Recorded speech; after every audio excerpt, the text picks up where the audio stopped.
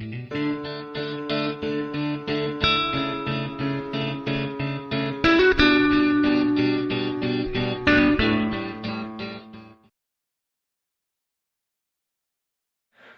Everyone, स्वागत है आपका एक बार फिर से एनवी क्लासेस में।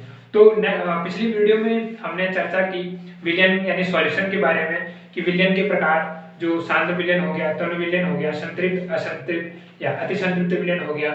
आपको बताया कि विलयन होता क्या है, दो या दो से अधिक पदार्थों का सामान्य मिश्रण क्या होता है, विलयन होता है। तो आज के लिए जो कुछ इंपॉर्टेंट टॉपिक इससे रिलेटेड छूट गए थे उनको पढ़ेंगे। उनमें इंपॉर्टेंट टॉपिक जो था वो था परिक्षेपण अवस्था या परिक्षेपण क्या हुआ, निलंबन क्या हुआ, आपका जो कोलाइडी विलयन होता है वो क्या होता है। तो उससे रिलेटेड हम आज इस वीडियो में चर्चा करेंगे। तो आपका जो पहला टॉपिक है वो है परिक्षेपण। परिक्षेपण यानी कि डिस्पेंसन। परिक्षेपण होता क्या है, जब आपका कोई विलयन बना हुआ है और उस विलयन में आपके जो विलेय के कण होते हैं वो क्या हो, उसमें मतलब उसके चारों ओर दिखाई देने लगते हैं, लेकिन उसमें पूर्ण रूप से मिले हुए नहीं होते हैं। तो इसे क्या कहते हैं, परिक्षेपण कहते हैं। एग्जाम्पल के लिए दूध में वसा, दूध में जो वसा होता है यानी कि मलाई, वो क्या होता है, दूध में आपको दिखाई देगा लेकिन अलग से दिखाई देता है, वो विलयन में मिश्रित मिला हुआ नहीं होता है। तो परिक्षेपण की मतलब जो इम्पोर्टेंस, आप उसको कैसे आइडेंटिफाई कर सकते हो कि ये विलयन में होता है लेकिन विलयन से टच नहीं होता, मीन्स अलग अलग दिखाई देता है। एग्जाम्पल के लिए देखिए, आपके पास कोई सॉल्यूशन है, ठीक है, ये सॉल्यूशन है और इसमें आपका दूध है, ठीक है, दूध प्लस मलाई, तो इसको आप कहेंगे वसा, ठीक है, दूध में वसा। तो वसा के कण क्या करेंगे, आपको कुछ इस तरह से दिखाई देंगे, हल्के हल्के कण। तो ये जो कण होंगे, उन कणों से जो ये विलयन बनेगा उसको हम कहेंगे परिक्षेपण, ठीक है। तो परिक्षेपण में होता क्या है, सिंपली आप देखिए, जैसे एग्जांपल के लिए ये आपका विलयन का कण है, ठीक है। तो जो विलय के कण होंगे वो इसके चारों होंगे, इससे मिलेंगे नहीं, सिर्फ क्या होंगे, इसके चारों ओर होंगे, चारों ओर दिखाई देंगे, इस पे टच मतलब समझ लो, इससे मिलेंगे नहीं। तो परिक्षेपण अवस्था में क्या होता है कि विलयन में विलय होता जरूर है, क्योंकि विलय प्लस विलायक इक्वल टू विलयन, लेकिन वो विलयन में मिला हुआ नहीं होता है, कुछ अलग अलग टाइप के कण उसमें होते हैं जो उसके चारों ओर होते हैं। तो इससे इंपॉर्टेंट क्वेश्चन जैसे आ सकता है कि दूध में वसा उदाहरण है, यानी वसा यानी जो दूध में मलाई होती है, तो दूध में वसा किसका उदाहरण है, परिक्षेपण का उदाहरण है। तो अब बात करते हैं निलंबन की। निलंबन यानी कि सस्पेंशन। निलंबन होता क्या है, दो या दो से अधिक पदार्थों का विषमांगी मिश्रण आपका क्या होता है, निलंबन होता है। मीन्स अगर आप दो या दो से अधिक पदार्थों को विषमांगी मिश्रण में मिलाओगे तो उससे जो आपको प्राप्त होगा वो क्या होगा, निलंबन होगा।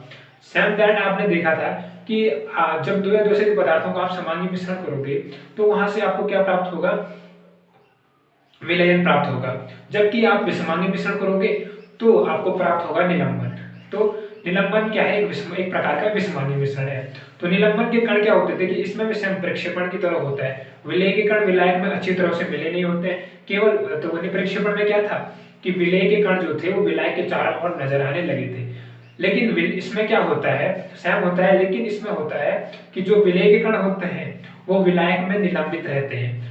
अगर आप जो निलंबन वाला विलयन होगा, निलंबन वाला आपका जो द्रव होगा, लिक्विड होगा या कुछ भी होगा, तो उसको अगर आप शांत छोड़ोगे तो जो निलंबन के कण होंगे वो निलंबित हो जाएंगे, यानी जिस बर्तन में, जिस भी माध्यम में आपने ये निलंबन रखा हुआ है तो उसके कण क्या होंगे, नीचे बैठ जाएंगी।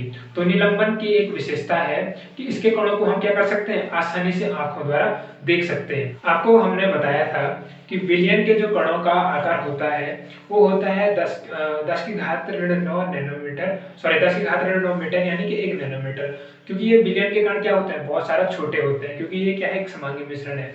लेकिन वहीं आप देखें तो निलंबन के कण अपेक्षाकृत क्या होते हैं, काफी बड़े होते हैं, काफी बड़े होते हैं। इनका जो आकार होता है लगभग होता है 100 नैनोमीटर के बराबर होता है। तो आप ये लगा लो कि विलयन से ये काफी बड़े होते हैं। तो विलयन के कण आप अपनी नग्न आंखों से नहीं देख सकते, तो जो इसके कण होते हैं निलंबन के कण, इन्हें आप क्या कर सकते हो, आसानी से देख सकते हो।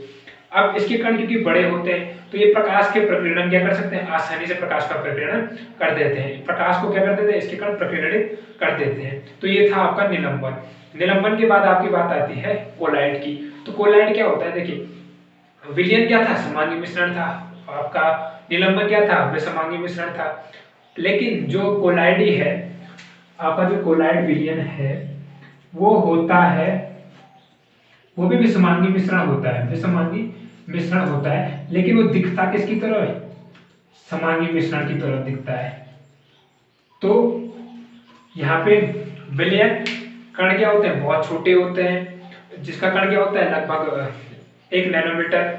निलंबन के कण बहुत बड़े होते हैं, विषमांगी मिश्रण है। कोलाइड में क्या होता है कि इसके कण क्या होते हैं, इसके कण भी बहुत छोटे होते हैं, लेकिन विलयन के कण से बड़े यानी 1 नैनोमीटर से बड़े, और निलंबन के कण से छोटे 100 नैनोमीटर के बीच में होता है। तो इसका जो मिश्रण होता है वो क्या होता है, विषमांगी मिश्रण होता है, लेकिन ये दिखाई देता है समांगी मिश्रण की तरह। तो इसके कण भी क्या कर देते हैं, प्रकाश को प्रकीर्णित कर देते हैं। तो प्रकाश का जो प्रकीर्णित, जिसमें जो प्रकाश के कणों को प्रकीर्णित करता है, निलंबन भी प्रकाश के कणों को क्या करता है, प्रकीर्णित करता है, और कोलाइड भी प्रकाश के कणों को प्रकीर्णित करता है। तो आपको मैं विलयन, कोलाइड और निलंबन में अंतर बताता हूँ। तो अब बात करते हैं विलयन, कोलाइड विलयन और निलंबन में जो अंतर है, जो एग्जाम की दृष्टि से इंपॉर्टेंट है कि किस प्रकार से आपको ये क्वेश्चंस आएंगे।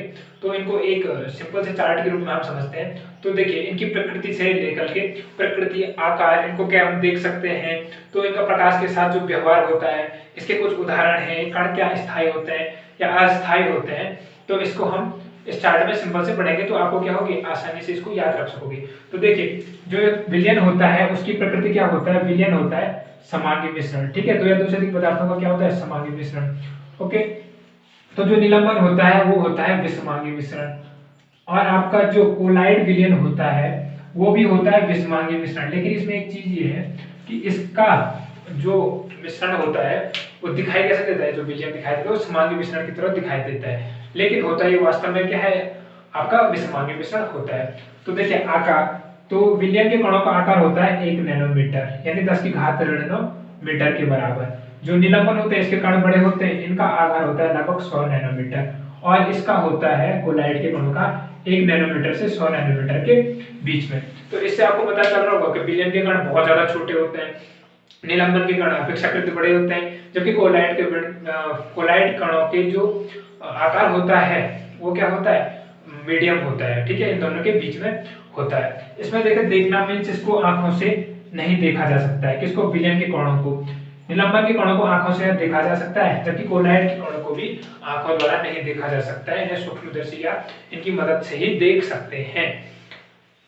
तो अब अगली बात आती है स्थायित्व की।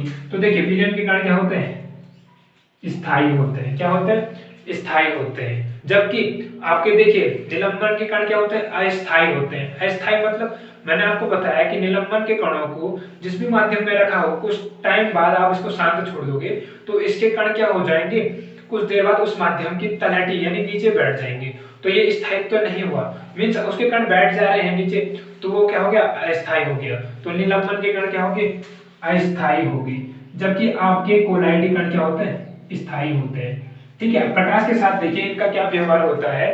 तो प्रकाश के साथ जो होता है, क्योंकि कण है तो वो सब क्या कर देते हैं, प्रकीर्णित कर देते हैं। तो प्रकाश के साथ ही क्या कर देते हैं, प्रकीर्णन कर देते हैं आपके विलयन, निलंबन या कोलाइड विलयन। इससे रिलेटेड एक इंपॉर्टेंट जो एग्जाम्स में आ सकता है कि कोलाइड के कण जब प्रकाश को प्रकीर्णित कर देते हैं तो उसे क्या कहते हैं। तो कोलाइड के कणों द्वारा प्रकाश का जो प्रकीर्णन होता है उसे टिंडल प्रभाव कहते हैं, ठीक है। स्पेशली जो कोलाइड के कण है उनके द्वारा किया गया प्रकीर्णन ही टिंडल प्रभाव कहलाता है। तो टिंडल नामक वैज्ञानिक ने इसकी क्या की थी, खोज की थी, इसलिए इसका नाम टिंडल प्रभाव पड़ा। अब इसके जो एग्जाम्पल है, देखिए विलयन के तो एग्जाम्पल आपको पता ही है, जैसे चीनी प्लस पानी जो हो गया वो हो गया विलयन, ठीक है। एक एक एग्जाम्पल आप समझ रहे, नमक प्लस पानी। तो जल में अगर आप इनको घोलोगे तो इनका जो विलयन है उसमें आप इनके कणों की विशेषताओं को खुद से प्रैक्टिकली देख कर क्या कर सकते हो, विशेषता निकाल सकते हो कि इसके कणों को आप आसानी से नहीं देख सकते हो। दूसरी चीज क्या है कि ये स्थायी होते हैं क्योंकि इसके कण आपको दिखते नहीं है, ठीक है। अब यहाँ पे कोलाइडी कणों में जैसे आ गया आपका नींबू पानी हो गया, जैसे नींबू प्लस पानी। तो अगर आप नींबू को पानी में निचोड़ोगे तो आपको क्या दिखाई देंगे, नींबू के कण अलग अलग से दिखाई तैरते हुए दिखाई देंगे। और आप कुछ टाइम बाद उसको शांत छोड़ दोगे तो अगर ग्लास में आपने नींबू का पानी लिया हुआ है तो उसकी तलहटी पे आपको क्या दिखेंगे, नीचे ग्लास के जो नीचे है वहां आपको उसके निलंबन, क्योंकि निलंबन है एक प्रकार का, तो उसमें आपको कण दिखाई देंगे। तो इसको जैसे आप याद रख लीजिए, नींबू पानी हो गया, ठीक है। अगर आप मिट्टी प्लस पानी यानी मटमैला पानी जो है वो भी क्या है आपका निलंबन का उदाहरण है। तो मटमैला पानी आप देखोगे जिसमें मिट्टी प्लस पानी मिलाओगे तो मिट्टी के कण क्या होंगे, कुछ देर बाद आप पहले तो उनको आसानी से आंखों द्वारा देख सकते हो और कुछ टाइम बाद वो क्या हो जाएंगे, पानी जो मिट्टी के कण है वो पानी में मिलाने पर अगर आपने ग्लास में रखा है, जिस भी बर्तन में रखा है, जिस भी माध्यम में रखा है, तो उसके तलहटी पर बैठ जाएंगे, निलंबित हो जाएंगे, डूब जाएंगे। तो इसलिए इसका नाम क्या पड़ा है, निलंबन पड़ा है। आपका इसका एग्जाम्पल और अच्छा एग्जाम्पल है चौक। चौक भी किसका उदाहरण है, निलंबन का उदाहरण है। तो चौक पाउडर जो होता है अगर आप देखोगे उसमें तो आपको कुछ छोटा छोटा जो उसमें कण दिखाई देते हैं वो आंखों से आपको स्पष्ट दिखाई देते हैं, मीन्स वो भी क्या है, निलंबन है। तो अब बात करते हैं कोलाइड की।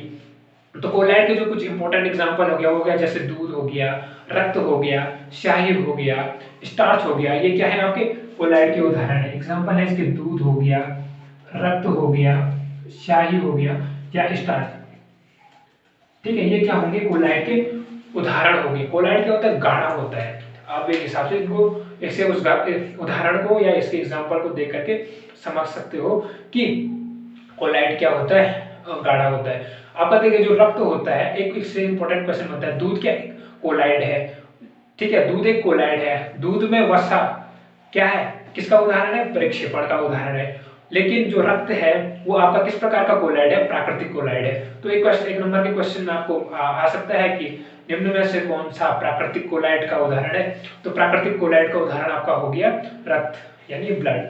तो इस प्रकार से आप विलयन, निलंबन और कोलाइड को समझ सकते हैं। तो अब बात करते हैं कि कोलाइड से रिलेटेड कुछ टॉपिक होते हैं जो एग्जाम में पूछे जाते हैं, जैसे टिंडल प्रभाव हो गया या ब्राउनियन मूवमेंट या ब्राउनियन गति हो गया।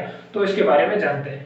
तो जो प्रकाश का प्रकीर्णन होता है वही क्या कहलाता है, टिंडल प्रभाव कहलाता है। तो कोलाइडी कणों का प्रकाश को प्रकीर्णित करना टिंडल प्रभाव आपका कहलाता है। दूसरी बात आती है ब्राउनियन गति। तो देखिए जो टिंडल प्रभाव है वो नाम इसलिए पड़ा क्योंकि एक भौतिक शास्त्री थे टिंडल, उन्होंने टिंडल प्रभाव की खोज की थी, तो इसलिए इसका नाम पड़ा टिंडल प्रभाव। अब नेक्स्ट दूसरी बात जो कोलाइडी कणों से रिलेटेड है वो है ब्राउनियन गति। ब्राउनियन गति यानी ब्राउनियन मूवमेंट। तो आप देखिए यहाँ पे कोलाइडी के कण हैं, तो इनके कण आप क्या करोगे, जब इनको हिलाओगे, जिस भी माध्यम में आपने कोलाइड को रखा हुआ है, तो इनके कण क्या करने लगते हैं, जिगजैग गति करने लगते हैं। जिगजैग मींस इसमें आपस में वक्र में गति करने लगते हैं।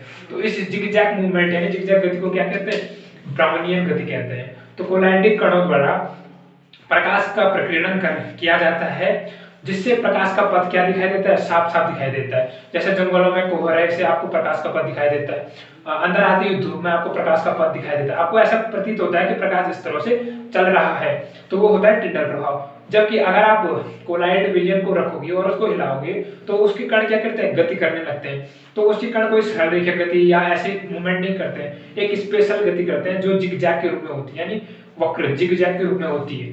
तो उस गति को क्या कहते हैं, ब्राउनियन गति कहते हैं। तो एग्जाम से रिलेटेड ये दोनों ही आ सकते हैं, या तो टिंडल प्रभाव या ब्राउनियन गति। तो इस चैप्टर से रिलेटेड एक लास्ट टॉपिक है जो कि इम्पोर्टेंट है ये भी काफी। तो इस चैप्टर में हमने अभी पढ़ा कि मिश्रण क्या होता है। तो मिश्रण क्या होता है, देखो दो या दो से अधिक पदार्थों को आप समांगी मिश्रण या विषमांगी मिश्रण में मिला सकते हो। तो अब बात आती है कि आपने मिश्रण बना दिया, लेकिन अगर हमें मिश्रण को पृथक यानी अलग करने की, आपने विलेय प्लस विलायक इक्वल टू विलयन बना दिया, या विलेय प्लस विलायक इक्वल टू आपका कोई भी मिश्रण बन गया, तो उस मिश्रण से विलेय और विलायक या दो पदार्थ जो आपने मिलाए हैं उनको अलग करने के लिए आपको क्या करना पड़ेगा, तो इस टॉपिक में है, मतलब मिश्रण की घटकों का पृथक्करण।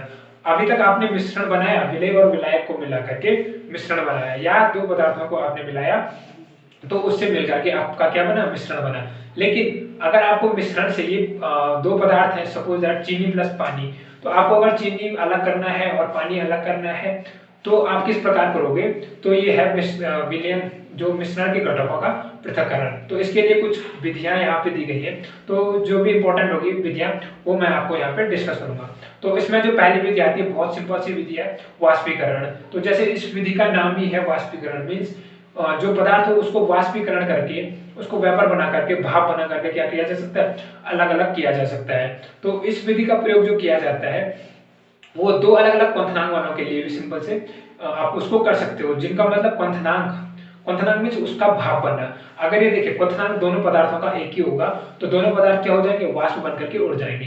तो इससे आपको क्या होगा, अलग पदार्थ प्राप्त नहीं होगा, नहीं इनका पृथक्करण प्राप्त नहीं होगा। तो इसमें क्या करते हैं, जो ऐसे पदार्थ जिनका क्वथनांक अलग अलग है उनको लेते हैं, और उनको लेकर के आप उसको गर्म करोगे।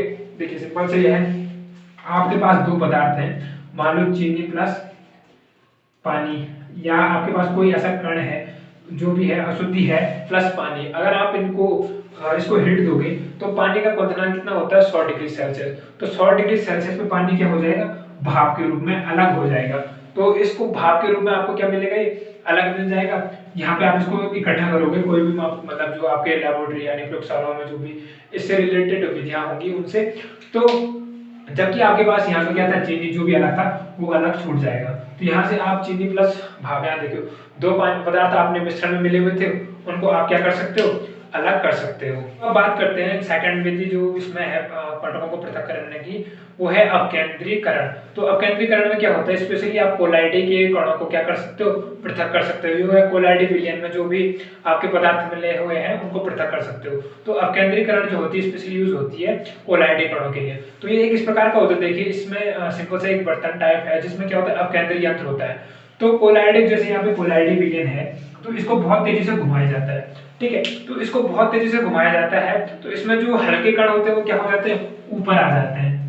हल्के कण क्या जाते हैं, ऊपर आ जाते हैं, जबकि भारी कण क्या होते हैं, वो नीचे बैठ जाते हैं। तो इस प्रकार से देखो आपको दो कण अलग अलग मिल गए, मतलब विलय अलग मिल गया, विलायक अलग मिल गया, या आपको दोनों पदार्थ जो मिश्रित थे वो अलग अलग पृथक हो चुके हैं। तो हल्के पदार्थ ऊपर पृथक हो गए और भारी पदार्थ क्या हो गए, नीचे तलहटी में बैठ गए। तो इस प्रकार आप क्या कर सकते हो, अपकेंद्रीकरण द्वारा कोलाइडी के विलयन में स्पेशली इसको पृथक कर सकते हो।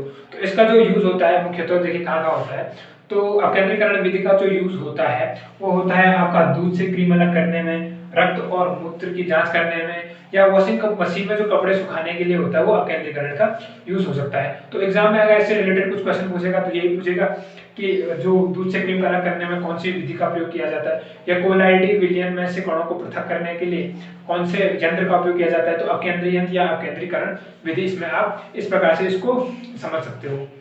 आपकी नेक्स्ट विधि है वो है पृथक्करण की विधि।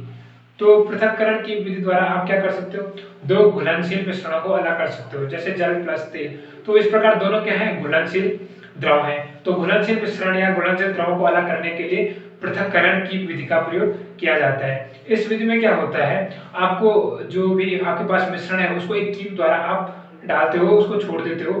तो जो जल होता है या जो तेल होता है, देखिए यहाँ पे आप इसको छोड़ दोगे तो सिंपल सा इसमें से जो भारी जैसे जल हो गया वो निचली परत में जाता है और तेल हो गया आपके ऊपरी परत में। तो इसको जब आप हल्के हल्के से इसको आप जो प्राप्त करोगे तो पहले तेल अलग प्राप्त हो जाता है और आपको जल अलग प्राप्त हो जाता है। तो इतना हमको रिलेटेड समझना है, मतलब इतना वो नहीं करना है। तो इसमें से हमें ये समझना है कि दो जो घुलनशील होता है पदार्थ, उन पदार्थों को अलग करने के लिए किस विधि का प्रयोग किया जाता है। तो दो घुलनशील पदार्थों को अलग करने के लिए आपका पृथक्करण की विधि का प्रयोग किया जाता है। तो अब इसमें जो नेक्स्ट प्रकार की एक विधि है वो है ऊर्ध्वपातन विधि। तो इस प्रकार का विधि का प्रयोग आप कब कर सकते हो, जब आपके पास जो मिश्रण है उनमें से एक पदार्थ ऊर्ध्वपातित हो सकता है, जैसे कि कपूर। तो जब अगर आपके पास इस प्रकार का कोई पदार्थ है जो ऊर्ध्वपातन विधि द्वारा भाप बन करके उड़ सकता है, तो उन विधियों में आप क्या करोगे, ऊर्ध्वपातन विधि का प्रयोग करोगे। तो इस प्रकार का मिश्रण जैसे नमक और कपूर का जो मिश्रण है, अगर आपको इनको पृथक करना है तो इसमें आप ऊर्ध्वपातन विधि का प्रयोग कर सकते हो, क्योंकि इसके प्रयोग करने से देखिए आपको जो कपूर है वो आपको अलग से ऊर्ध्वपातित हो जाएगा, जबकि नमक आपका अलग रह जाएगा। तो इस प्रकार की विधि में आप ऊर्ध्वपातन विधि का प्रयोग कर सकते हो। तो आज के लिए इतना ही। जो इस चैप्टर में अब आपके कुछ इंपॉर्टेंट टॉपिक है, जैसे आसवन हो गया, प्रभाजी आसवन हो गया, और कुछ इससे रिलेटेड है क्रोमेटोग्राफी से रिलेटेड आपको ये बताऊंगा। तो उसमें आपका अभी भौतिक परिवर्तन और रासायनिक परिवर्तन, इसको नेक्स्ट डे को आपको बताऊंगा। साथ ही इसके साथ इस चैप्टर के खत्म होने के बाद हम फिजिक्स यहाँ पे स्टार्ट करने वाले हैं। तो फिजिक्स में आपको क्या करेंगे, पहला चैप्टर जो आपका मोशन है, गति से रिलेटेड, आपको उसको हम पढ़ाएंगे। तो आपको जो नेक्स्ट वीडियो मिलेगी उसमें हम प्रभाजी आसवन और इसके बारे में पढ़ेंगे, और फिर आपको फिजिक्स स्टार्ट कराई जाएगी।